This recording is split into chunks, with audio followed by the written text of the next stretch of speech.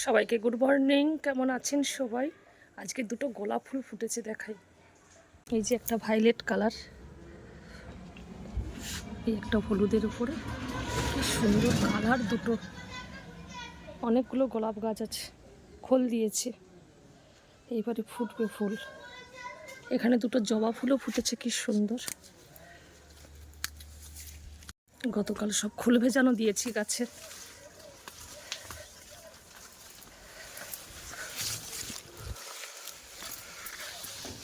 এখানে দেখতে পাচ্ছি আর একটা ফুল ফুটেছে, কি সুন্দর কালার ফুলটার।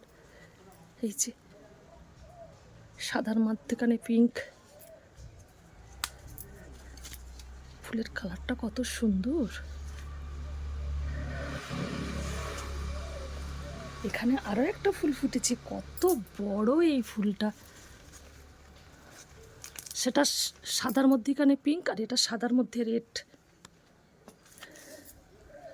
এখানে খুব সুন্দর সুন্দর জবা ফুলের গাছ ছিল, সব মরে গেছে এই বর্ষাতে। আবার এই দুটো গাছ লাগিয়েছি, এই যে কুড়ি হয়েছে, এটা কালকের ফুটবে।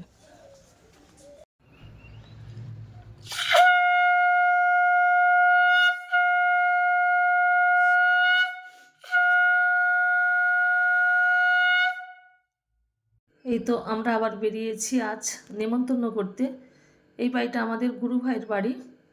আমরা আমন্ত্রণপত্র দিলাম, প্রথমে আমরা দুজনে বেরিয়েছি, দাদা মায়েরা আবার পরে আসছে। না থাকলে এই আর ওই রোড দৌড়ে গিয়ে রোডে ওঠা। আর এক সপ্তাহ বাকি আছে আমাদের কাকদ্বীপ সৎসঙ্গ বিহার মন্দিরে বাৎসরিক উৎসব। আজকে শুক্রবার, শনিবার, রবিবার, পরের রবিবার। এখন আমরা আছি অক্ষয়নগর শিবপুর তপন মাঝিদার উপযোজনা কেন্দ্রে। সামনে ট্রেন রাস্তা কি সুন্দর চলে যাচ্ছে। আজকের আমরা 7 জন বেরিয়েছি একসঙ্গে অক্ষয়নগর শিবপুরে। এইখানে একটা নতুন ধরনের সিম গাছ দেখলাম, পাতাগুলো একই রকম, ফুলও একই রকম, কিন্তু সিমটা অন্য রকমের দেখতে। এই যে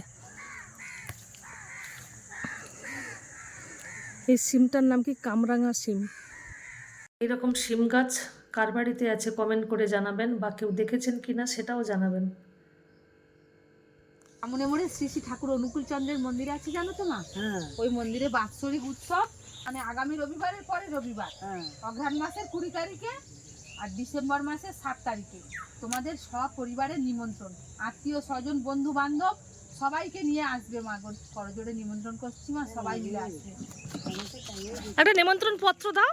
হ্যাঁ ও মা, তোমরা সবাই মিলে আসবে, ছেলে বৌমাকে বলবে ওখানে সকালবেলা টিফিনের ব্যবস্থা, দুপুরবেলা প্রসাদের ব্যবস্থা, আর সকাল থেকে একদম ভোর থেকে রাত 8টা পর্যন্ত আমি যখন হাঁটতে চলতে পারতাম।